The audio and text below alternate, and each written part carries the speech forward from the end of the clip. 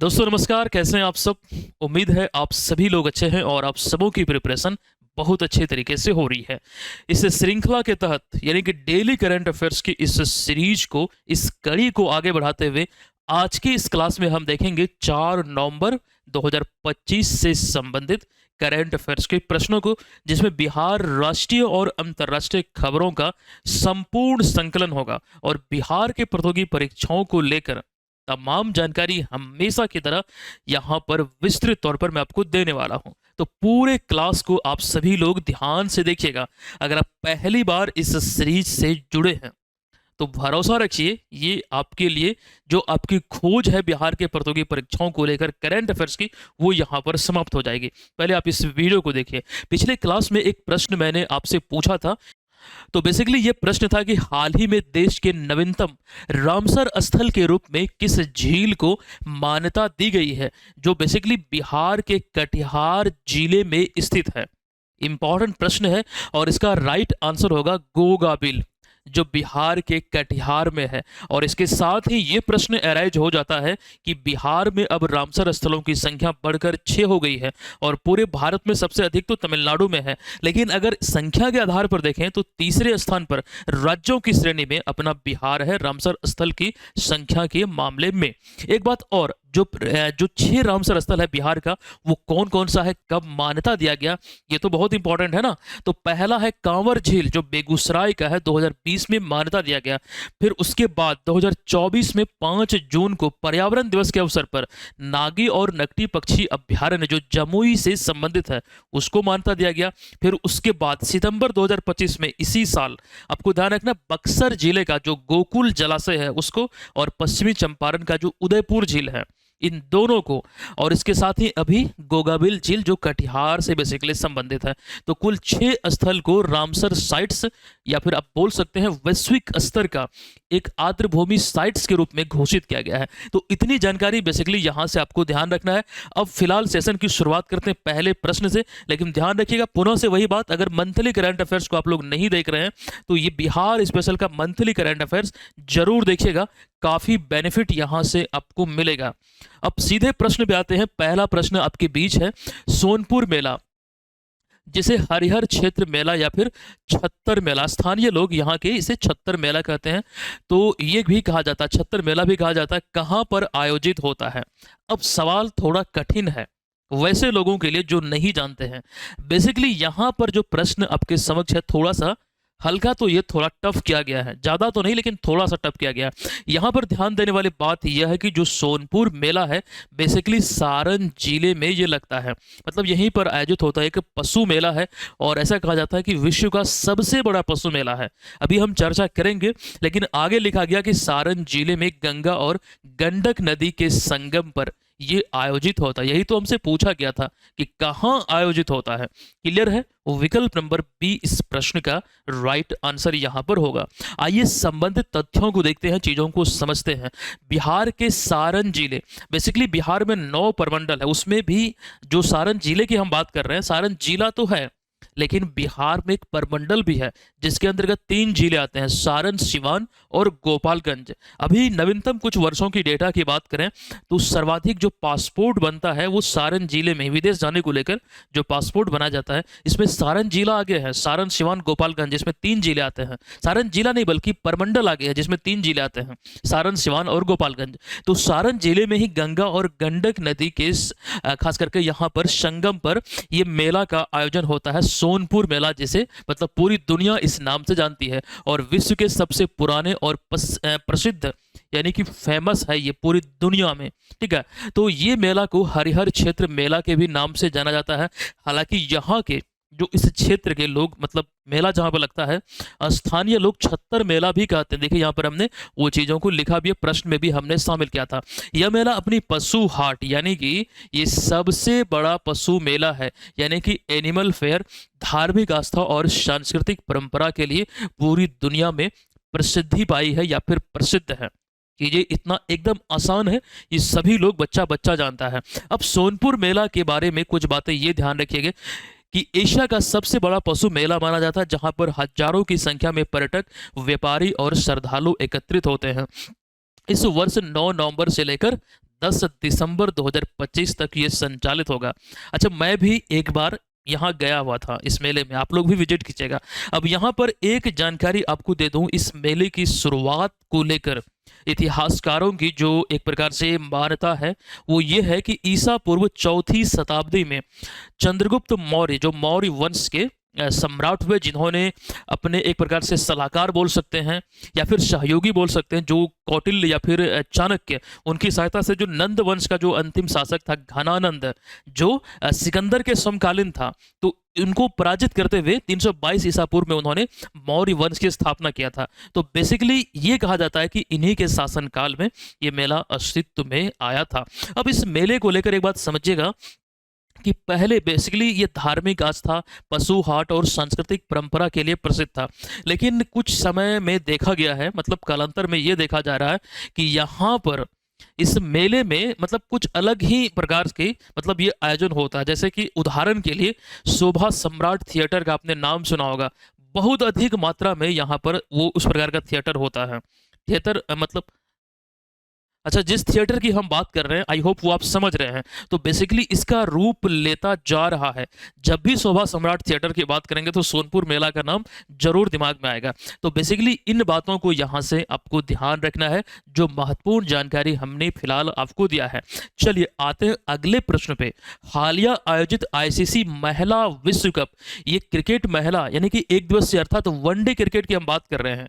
ये यहाँ पर बेसिकली से संबंधित प्रश्न है कि 2025 के फाइनल मुकाबले में जो बेसिकली इसका 13वां संस्करण था, तो भारत ने खिताब तो अपने नाम कर लिया है, ये आप जान चुके हैं। मैच भी आई होप आपने देखा होगा। तो भारत ने किस देश को हराकर पहली बार ये विश्व कप का जो खिताब है वो अपने नाम किया है? दो बार पहले पिछले वर्षों में मतलब फाइनल में पहुंची थी भारतीय टीम, लेकिन खिताब नहीं जीत पाए थे। बेसिकली अब यहां पर यह सवाल अराइज हो चुका है, ये मुकाम मिल चुका है भारत को, और ऐसे में दक्षिण अफ्रीका को हराया है और करारी शिकस्त दी है 52 रनों की। और यहां पर तमाम इंफॉर्मेशन आपके बीच है जो एग्जाम में पूछा जा सकता है। ये इस प्रतियोगिता का 13वां एडिशन था जिसकी मेजबानी भारत ने चौथी बार किया है। हालांकि ओवरऑल इस प्रतियोगिता की मेजबानी भारत चौथी बार किया है, लेकिन इस बार 2025 में संयुक्त मेजबानी हुआ है भारत और श्रीलंका के द्वारा। यहां पर देखिए हमने लिखा भी है, यहाँ मेजबान जो है भारत और श्रीलंका, संस्करण 13वां। और आपको इस बात का ख्याल रखना है कि 52 रन से दक्षिण अफ्रीका को हराकर ये पहली बार ये भारत का पहला महिला विश्व कप का खिताब है, इसे अपने नाम किया है।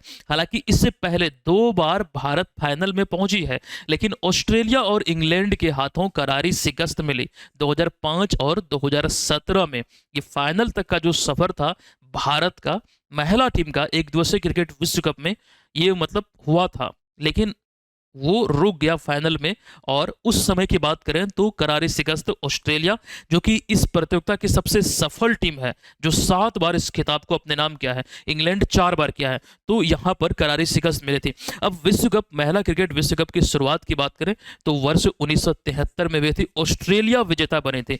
यहां पर देखिए महिला क्रिकेट विश्व कप को लेकर ऑस्ट्रेलिया 7 बार, इंग्लैंड 4, न्यूजीलैंड 1, और अब इस सूची में अपना भारत का भी नाम शामिल हो गया है। तो काउंट कर लीजिए, 7 4 11, एक 12 और एक 13, तो ये 13वां एडिशन था। और ये तमाम जानकारी यहाँ पर आपके बीच है। अच्छा, क्रिकेट अगर हम विश्व कप की बात करें, वनडे क्रिकेट की, पुरुष और महिला दोनों वर्गों को मिलाकर, तो एक पॉइंट अपने दिमाग में सेट कीजिएगा कि वनडे क्रिकेट के इतिहास में ये तीसरा वर्ल्ड कप का खिताब है भारत के लिए, क्योंकि 2 खिताब पुरुष वर्ग ने अपने नाम किया है 1983 और 2011 में। 1983 में कप्तान थे कपिल देव, 2011 में कप्तान थे महेंद्र सिंह धोनी। तो इन बातों को फिलहाल ध्यान रखिए। और इस टीम की, जो भारतीय टीम के हम कप्तान की बात कर रहे हैं, यहाँ पर हरमनप्रीत कौर। अच्छा, यहां पर इस प्रतियोगिता की बात करें, प्रतियोगिता संपन्न हो चुकी है, लेकिन कुछ अति महत्वपूर्ण जानकारी अभी हम आपको देने वाले हैं, शायद ही आपको कहीं देखने को मिले। ये जो जानकारी आपके बीच हमने रखा, बहुत शोध करके ये लाया जाता है, ठीक है। इसको ध्यान से समझिएगा, चीजों को पढ़िएगा, याद रखने का प्रयास कीजिएगा। इसी प्रतियोगिता से संबंधित है। देखिए, प्रॉमिस टू चिल्ड्रेन, इस अभियान की बात करें तो यह अभियान समान अवसर और बाल अधिकारों को बढ़ावा देने हेतु शुरू किया गया था। यूनिसेफ और और आईसीसी ने मिलकर इसकी शुरुआत किया, इसको ध्यान रखिएगा। और आईसीसी की बात हो रही थी, इसीलिए ये जानकारी यहाँ पर हमने दिया है। और इस प्रतियोगिता के प्रचार प्रसार के लिए आईसीसी ने यानी कि इंटरनेशनल क्रिकेट काउंसिल ने गूगल के साथ एक समझौता किया था। अच्छा, आप जब मैच देख रहे होंगे तो गूगल का बहुत प्रचार हो रहा होगा, फील्ड वगैरह में भी वहाँ पर आप लोग देखते होंगे। और गूगल पिक्सल जो 10 मोबाइल फ़ोन है उससे भी मतलब कुछ शॉर्ट से दिखाए जाते थे। तो बेसिकली ये साझेदारी हुआ है प्रचार प्रसार को लेकर, तो ये जिम्मेदारी इनको सौंपी गई थी गूगल को। तो वही जानकारी है, ध्यान रखिए, समझौता गूगल के साथ हुआ था। इसके अतिरिक्त एक और जानकारी है कि इस क्रिकेट विश्व कप के 13वें एडिशन के लिए आपको ध्यान रखना, जो इसका ऑफिशियल एंथम था, यहाँ पर आपको ध्यान रखना bring it home, bringing it home. इस नाम मतलब ये इसका नाम है बेसिकली गीत का, और इसे गाया किसने, तो सिंगर श्रेया घोषाल ने। अच्छा, डिटेल जानकारी और भी यहाँ पर लिखी गई है। ये तमाम बातों को आपको ध्यान रखना। इस खिताब को फाइनली भारत ने अपने नाम कर लिया है। ठीक है, बहुत बड़ी उपलब्धि है, ध्यान रखना चाहिए आपको, पड़ेगा आपको। चलिए, अगला प्रश्न भी अति महत्वपूर्ण है। यूनेस्को ने अभी हाल ही में किस भारतीय शहर को खान पान की नगरी यानी कि सिटी ऑफ गैस्ट्रोनॉमी का दर्जा दिया है? ऐसे तो ये काफी इंपॉर्टेंट है, लेकिन उत्तर प्रदेश करंट अफेयर्स में भी आप इसको शामिल कर सकते हैं। बेसिकली ये शहर उत्तर प्रदेश का ही है, राजधानी लखनऊ। विकल्प नंबर बी इस प्रश्न का राइट आंसर है। अभी हम कंप्लीट जानकारी देंगे। अच्छा, यूनेस्को की तरफ से जो खास करके, अच्छा ये जानकारी आगे हम देखेंगे, फिलहाल विकल्प नंबर बी करेक्ट है। यहाँ पर देखिएगा, उज्बेकिस्तान के समरकंद में यूनेस्को की जो बैठक थी, क्रिएटिव सिटीज जो नेटवर्क सूची है, बेसिकली इसमें शहरों को शामिल किया जाता है जो कि मतलब किसी कैटेगरी, जैसे मान लीजिए कोई म्यूजिक का, कोई साहित्य का, जैसे कुछ समय पहले सिटी ऑफ लिटरेचर घोषित किया गया था कोझिकोड को, केरल का। तो उस प्रकार से यहाँ पर इसी को लेकर यूनेस्को का क्रिएटिव सिटीज नेटवर्क का जो 43वां सत्र था उज्बेकिस्तान में आयोजित हुआ, उज्बेकिस्तान के समरकंद में। ये चीजों को ध्यान रखिए, ये 43वां सत्र था।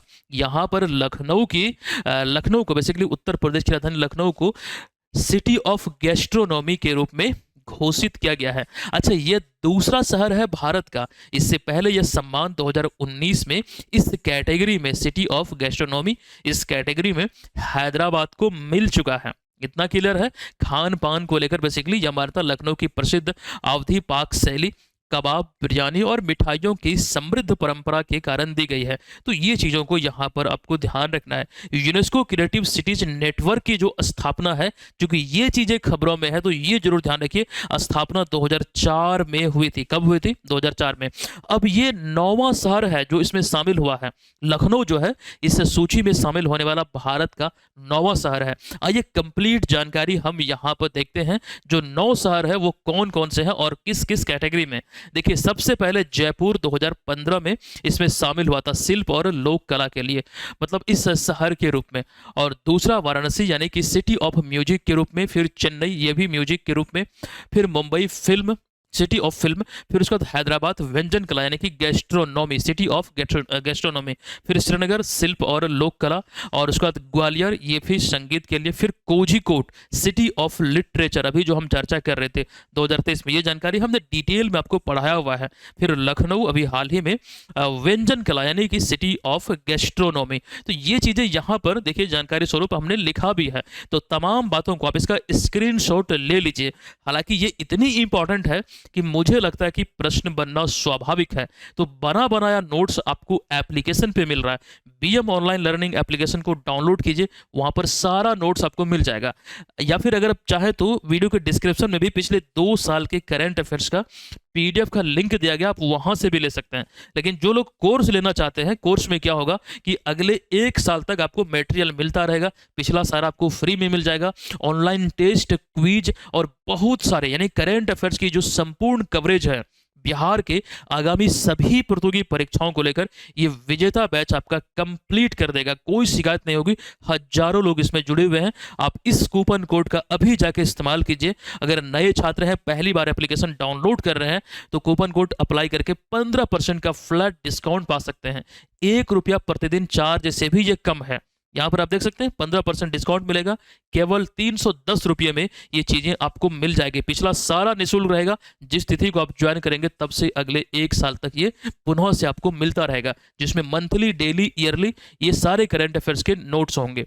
अगला प्रश्न है कि दुनिया का सबसे बड़ा दुर्लभ कीट, सबसे बड़ा और सबसे दुर्लभ कीट, भारत की दृष्टिकोण से हम बात करें तो भारत के लिए दुर्लभ कीट की एक कैटेगरी में है। इसका नाम है एटलस मॉथ। एटलस मॉथ अभी हाल ही में भारत के किस राज्य में पाया गया है या फिर देखा गया है? तो उस राज्य का नाम है कर्नाटका। विकल्प नंबर बी इस प्रश्न का राइट आंसर होगा। एटलस मॉथ को यहां पर आप तस्वीर में देख सकते हैं। ठीक है, अब इसको समझिएगा, ये दुनिया का मतलब किस प्रकार से यहाँ पर जो जानकारी हमने लिखा पहले वो देख लेते हैं। देखिए, कर्नाटक के पश्चिमी घाट के क्षेत्र में दुनिया का सबसे बड़ा पतंगा, इसका नाम है एटलस मॉथ। और बेसिकली यहाँ पर एक चीज ये ध्यान रखिएगा, अपनी ये विशाल पंखों के कारण ये प्रसिद्ध है। विशाल पंखों की चौड़ाई जो है लगभग 25 से 30 सेंटीमीटर है, मतलब इस वजह से ये प्रसिद्ध है। और एक ग्रीक पौराणिक पात्र है जो कि एटलस या फिर एटलास बोल सकते हैं, एटलस बोल सकते हैं, मतलब इसी से ये नाम इसका प्रेरित है, वहीं से लिया गया है। जो बेसिकली ये दक्षिण और दक्षिण पूर्व एशिया के घने वर्षा वनों में पाया जाता है। बेसिकली कीट पतंगा तो वनों में ज़्यादा पाया जाता है, जहाँ पर जंगल होंगे।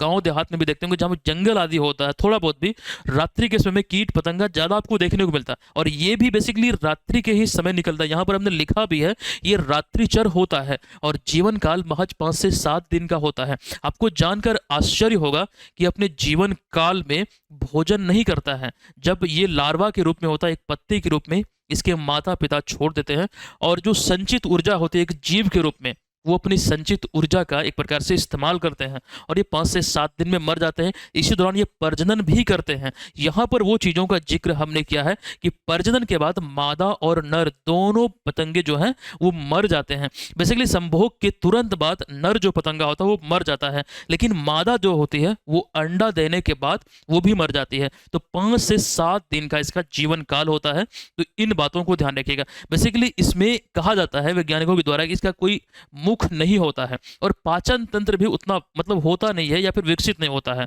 तो इस लिहाज से ये भोजन नहीं करते हैं, अपने अंदर जो संचित ऊर्जा होती है उसी का ये मतलब वहन करते हैं, उसी पर ये जीवित रहते हैं। तो इस लिहाज से ये इंपॉर्टेंट हो जाती है, ध्यान रखिएगा, काफी इंपॉर्टेंट है। चलिए, नाम क्या है? तो एटलस मॉथ।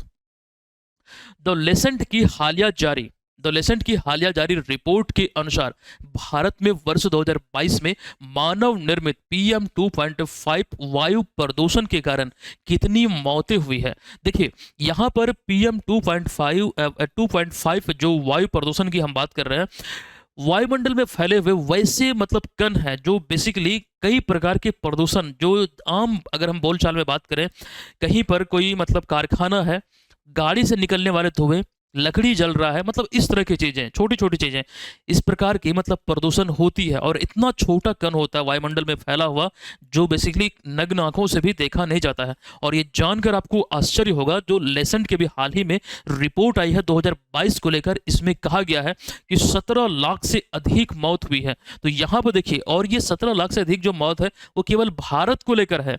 यहाँ पर देखिए लगभग 17.2 लाख। विकल्प नंबर बी इसका राइट आंसर होगा। और यहां पर आइए डिटेल में हम तथ्यों को समझते हैं। ये रिपोर्ट के अनुसार भारत में वर्ष 2022 में PM 2.5 प्रदूषण के कारण लगभग 17,18,000 मौतें हुई है। ये आंकड़ा काफी चौंकाने वाला है, लेकिन एग्जाम स्वरूप ये डाटा ध्यान रखिएगा। और इसमें भी कुछ और भी पॉइंट है जो कि इसके तहत निहित है। और इसके तहत लगभग 7,52,000 जो मौत है, वो लगभग 44% जो मौत है एक्चुअली में वो जीवाश्म ईंधन जैसे कि कोयला, तरलीकृत गैस के उपयोग से जोड़ा गया है। और ये संख्या 2010 के बाद लगभग इसमें 38%, मतलब 2010 की तुलना अगर हम करें तो ये वृद्धि हुई है 38% की मौत में। इस चीज को ध्यान रखिएगा, मतलब इससे होने वाली मौत को लेकर बात करें तो अब यहां से एक पॉइंट हमने अपनी ओर से लिखा है कि वायु गुणवत्ता सुधारना सिर्फ पर्यावरणीय मुद्दा नहीं है, बल्कि स्वास्थ्य एवं अर्थव्यवस्था का भी मामला है। और बेसिकली यहां पर देखिए, अर्थव्यवस्था को लेकर एक पॉइंट इस रिपोर्ट में कहा गया है। अब वो क्या है कि इस रिपोर्ट में यह भी कहा गया कि इन मौतों और उनसे जुड़े स्वास्थ्य हानियों के कारण भारत की जीडीपी करीब 9.5% का नुकसान हुआ है जीडीपी में। तो ये चीज़ों को ध्यान रखिए, काफ़ी इंपॉर्टेंट है, पूछा जा सकता है। और मानव कार्य यानी कि मानव द्वारा जो इस प्रकार का मतलब बेसिकली मुख्यतः उद्योग, वाहन, कोयला जलाना, ठोस ईंधन उपयोग आदि से जो ये प्रदूषण फैलता है, मतलब बेसिकली ये इसका एक प्रकार से आप बोल सकते हैं मुख्यतः इसको ये परिभाषित करता है। पीएम 2.5 मतलब ये इससे तात्पर्य है कि यहीं से ये निकलता है और इसे आप देख भी नहीं पाते हैं। प्रदूषण जिस प्रकार से छोटे कण होते हैं वायुमंडल में फैले हुए, वो मतलब एक प्रकार से बोल सकते हैं आसानी से आपके फेफड़े तक पहुंच सकता है। और इसीलिए सलाह दी जाती है कि भीड़ भाड़ वाले इलाके में मास्क का सेवन मतलब मास्क का इस्तेमाल जरूर किया कीजिए। चलिए, अगला प्रश्न भी काफ़ी इंपॉर्टेंट है। शतरंज की जो संस्था है फिडे, विश्व शतरंज महासंघ, तो हाल ही में फिडे यानी कि विश्व शतरंज महासंघ ने किस भारतीय ग्रैंड मास्टर के नाम पर शतरंज विश्व कप 2025 ट्रॉफी का नाम रखा है? नाम क्या है? विश्वनाथन आनंद 1988 में भारत के पहले शतरंज ग्रैंड मास्टर बने थे। उस समय इनकी आयु महज 18 साल की थी। तो फिलहाल वो सारी चीज़ों की हम चर्चा करेंगे, लेकिन अभी जो प्रश्न पूछा गया है कि शतरंज महासंघ यानी कि विश्व शतरंज महासंघ ने, अंतर्राष्ट्रीय शतरंज महासंघ बेसिकली यानी कि फीडे ने, आपको ध्यान रखना है कि विश्व शतरंज कप 2025 का नाम भारत के महान ग्रैंड मास्टर विश्वनाथन आनंद के सम्मान में विश्वनाथन आनंद कप रखा है। यानी कि अब इस आधिकारिक ट्रॉफी को या फिर प्रतिष्ठित ट्रॉफी को आधिकारिक रूप से विश्वनाथन आनंद कप कहा जाएगा। शतरंज की दुनिया में ये 5 बार के विश्व चैंपियन रह चुके हैं और ये भारत के लिए गर्व की बात है, वो यहाँ पर हमने लिखा भी है। और अब ये जो उपलब्धि हासिल हुई है, ये आप बोल सकते हैं इनकी कठिन मेहनत, इनका उत्कृष्ट कार्य, लगन का ही एक प्रकार से ये उदाहरण है। यानी कि लोकप्रिय बनाने में उन्होंने उनकी जो भूमिका रही है ये भारत में शतरंज को लेकर, तो ये बेसिकली इसको इंगित कर रहा है। और ये पहली बार है जब शतरंज की दुनिया में वैश्विक स्तर पर या फिर बोल सकते हैं अंतर्राष्ट्रीय स्तर पर या फिर विश्व स्तर पर कोई ट्रॉफी का नाम किसी खिलाड़ी के जो भारत से संबंधित है बेसिकली उनके नाम पर रखा गया है। तो इसको भी ध्यान रखिए। अब विश्वनाथन आनंद वर्तमान में फीडे के उपाध्यक्ष भी हैं, वर्तमान में फीडे के उपाध्यक्ष के रूप में कार्यरत हैं।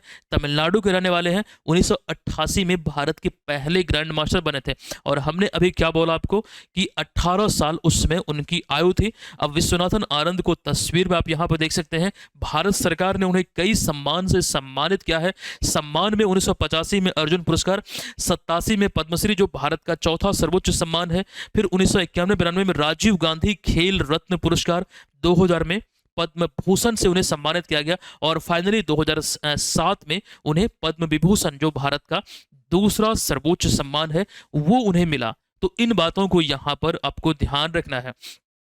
शतरंज ग्रैंड मास्टर की बात कर रहे हैं तो बिहार से कोई भी शतरंज ग्रैंड मास्टर नहीं अभी तक निकला है, मतलब नहीं मिला है। अच्छा, कुछ समय पहले हमने मरियम फातिमा को लेकर जानकारी दिया था कि बिहार की पहली फिडे मास्टर बनी है। तो इन बातों को यहाँ पर आप लोग ध्यान रखिएगा। आगे आते हैं अगले सूची में।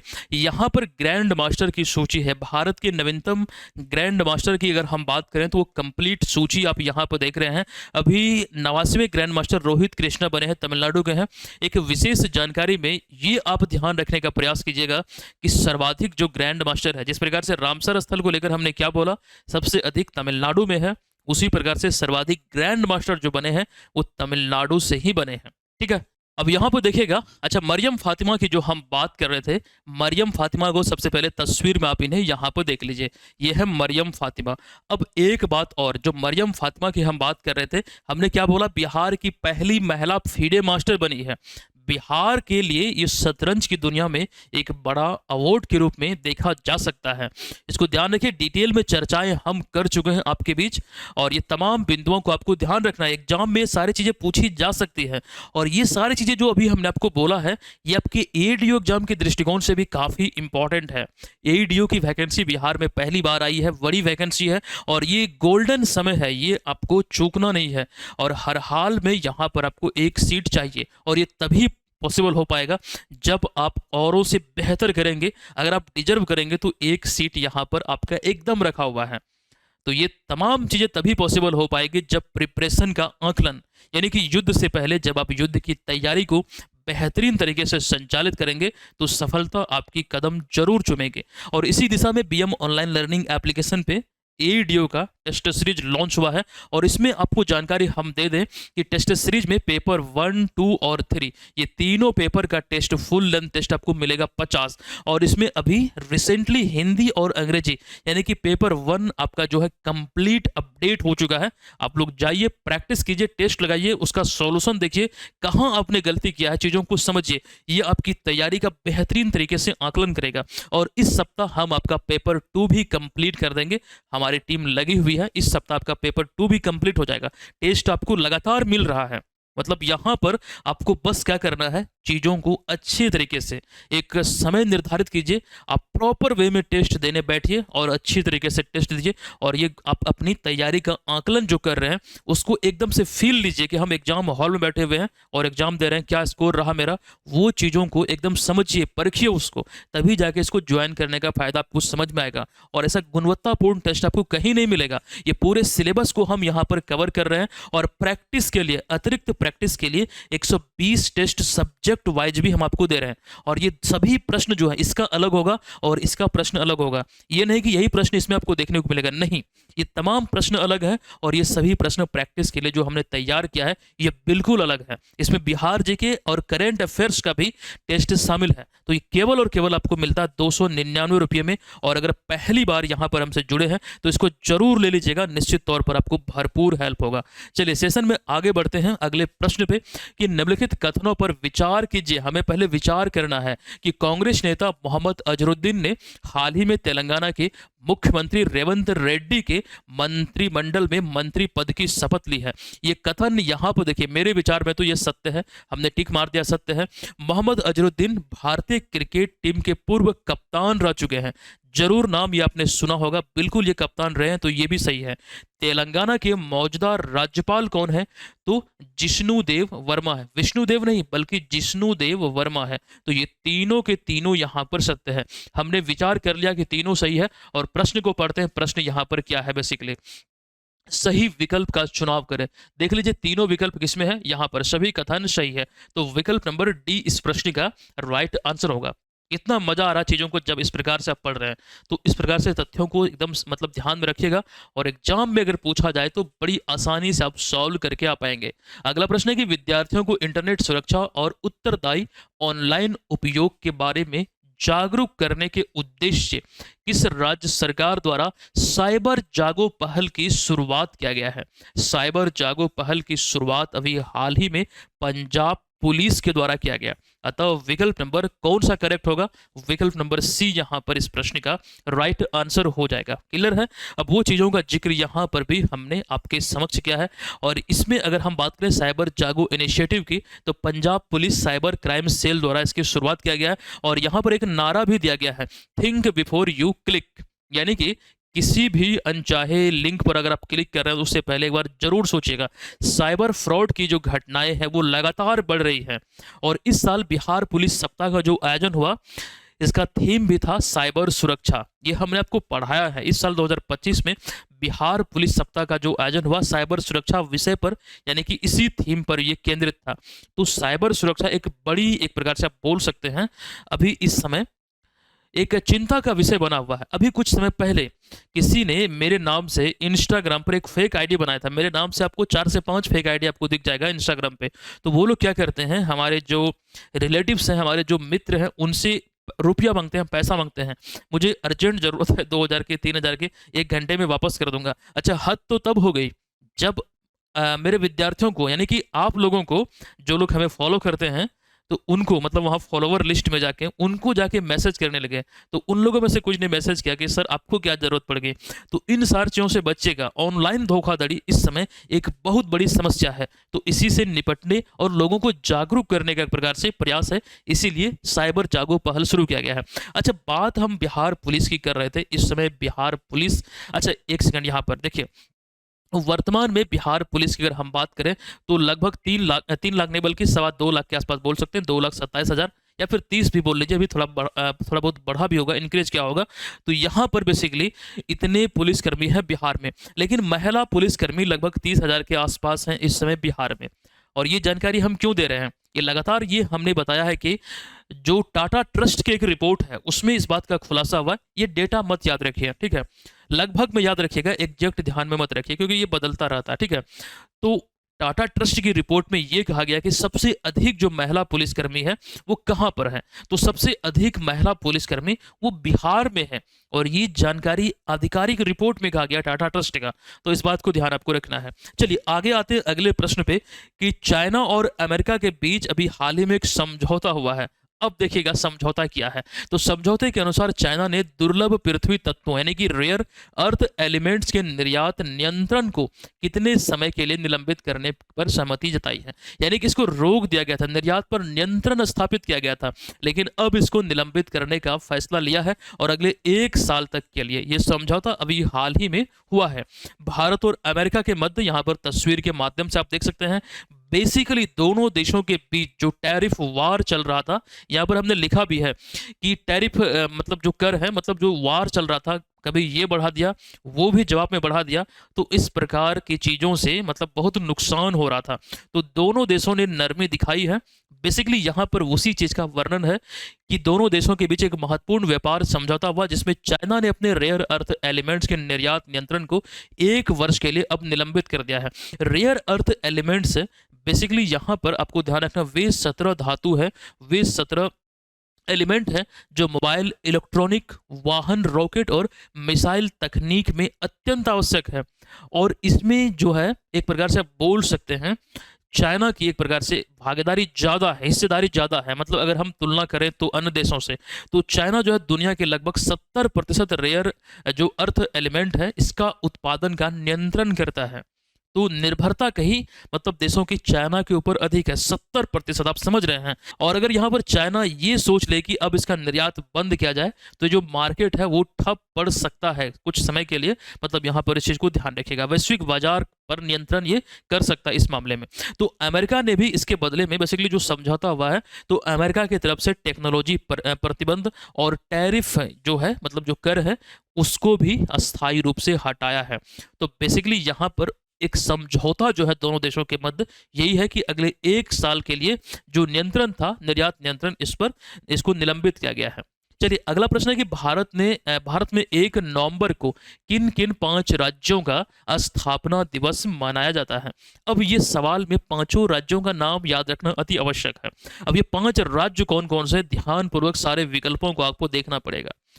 देख लीजिए यहाँ पर जो पहला विकल्प है केरल, हरियाणा, कर्नाटक, मध्य प्रदेश और पंजाब। अच्छा यही तो इसका राइट आंसर होगा, केरल, हरियाणा, कर्नाटक, मध्य प्रदेश और पंजाब। इसी तिथि को मतलब 1 नवंबर को इसका स्थापना दिवस मनाया जाता है। विकल्प नंबर ए इसका करेक्ट है। 1 नवंबर को भारत के संघीय इतिहास में विशेष दिन माना जाता है क्योंकि इसी तारीख को राज्य पुनर्गठन अधिनियम 1956 लागू हुआ था और परिणाम स्वरूप कई राज्यों का गठन हुआ था। भाषाई और सांस्कृतिक आधार पर राज्यों का गठन हुआ था। हालांकि बाद में भी मतलब कई ऐसे राज्य इसी दिन बने या फिर पुनर्गठित हुए, मतलब 1 नवंबर को ही। तो हर वर्ष 1 नवंबर को 5 प्रमुख राज्य जिनमें केरल, कर्नाटक, मध्य प्रदेश, पंजाब, हरियाणा अपना स्थापना दिवस मनाता है। लेकिन जो 5 राज्यों की बात हम कर रहे हैं इसमें एक जानकारी ध्यान रखिए, स्थापना कब कब हुई वो चीज़ों का जिक्र यहाँ पर हमने किया है कि इन राज्यों का जो गठन है क्रमशः 1956 में अगर हम देखें तो केरला, कर्नाटका, मध्य प्रदेश और पंजाब, जबकि 1966 में 1 नवंबर को हरियाणा राज्य अस्तित्व में आया था। तो इन बातों को फिलहाल यहां से ध्यान रखिए, ये भी प्रश्न का रूप ले सकती है। तो कितने राज्य, तो 5 राज्य, केरला, कर्नाटका, मध्य प्रदेश, पंजाब और हरियाणा। चलिए अगला प्रश्न है कि हाल ही में विमानन क्षेत्र यानी कि एविएशन सेक्टर को प्रोत्साहन देने के उद्देश्य से विमान योजना, विमान स्कीम किस राज्य सरकार द्वारा शुरू किया गया है। एक चीज समझिएगा, इसका नाम है विमान, लेकिन जो उच्चारण हो रहा है वो क्या आपको सुनाई दे रहा है, विमान, ठीक है, विमान यानी कि विमान, लेकिन बेसिकली इसका नाम जो है विमान है और ये एविएशन सेक्टर से ही जरूर संबंधित है। और अभी हाल ही में किस राज्य सरकार ने मंजूरी दिया है, तो उड़ीसा सरकार ने। विकल्प नंबर बी इसका करेक्ट है। एक और प्रश्न है, आइए उसे देख लेते हैं। अभी एक कंपनी है कृत्रिम बुद्धिमत्ता यानी कि आर्टिफिशियल इंटेलिजेंस चिप निर्माण क्षेत्र वाली कंपनी, उसका नाम क्या है। दरअसल यही पूछा गया है जिस कंपनी ने अभी हाल ही में $1 ट्रिलियन मार्केट वैल्यू हासिल करने वाली दुनिया की पहली चिप निर्माता कंपनी बनी है। इस कंपनी का नाम क्या है? यहां पर आप तस्वीर में देख चुके हैं, एनवीडिया। तो विकल्प नंबर सी यहाँ पर इसका राइट आंसर है। अच्छा, मजा आया आज के सेशन में आप सभी को? एकदम मजा जरूर आया होगा। अगर मजा आया तो इसका आंसर आप लोग लिखिए कमेंट बॉक्स में कि बंगाल की खाड़ी में उठे चक्रवाती तूफान मोन्था का जो नाम है किस देश ने दिया है, किस देश ने सुझाया है। इसका आंसर आप सभी को कमेंट बॉक्स में हर हाल में लिखना है। और अगर वीडियो पसंद आई है तो दोस्तों सहपाठियों के बीच इसे जरूर शेयर कीजिए, जरूर रिकमेंड कीजिए और चैनल को सब्सक्राइब कीजिए, वीडियो को लाइक भी जरूर कीजिए। और करंट अफेयर्स का कोर्स अब तक आप नहीं लिए हैं तो अभी एप्लीकेशन को डाउनलोड करके ले लीजिए। और साथ साथ एडीओ का टेस्ट सीरीज भी आप सभी को लेना है। इसमें तमाम चीजें यहाँ पर दर्शाई गई है। एक हेल्पलाइन नंबर भी हमारा है। अच्छा, हेल्पलाइन नंबर आप लोग नोट कर लीजिए, मैं बोल रहा हूँ 8228947923। इस नंबर पे कॉल कीजिएगा। कॉल ना लगे तो व्हाट्सएप पे हमें आप चैट कर सकते हैं। चलिए धन्यवाद, मिलते हैं नेक्स्ट क्लास में। धन्यवाद, जय हिंद।